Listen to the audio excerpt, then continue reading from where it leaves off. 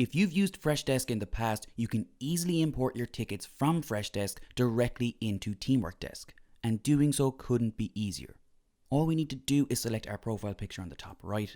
Next up, select Settings, and in the General tab on the left hand side, just select Import Data.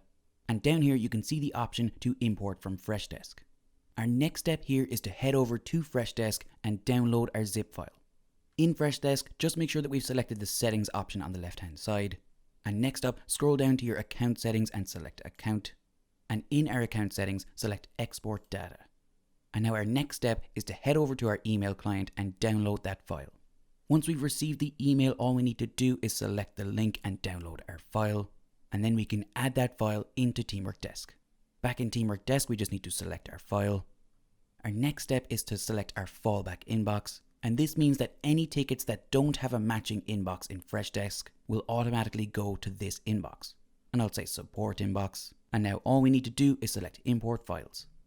And there you go. Now you can see that our tickets have successfully been imported from Freshdesk into Teamwork Desk. If you have any further questions, feel free to contact us, support@teamwork.com.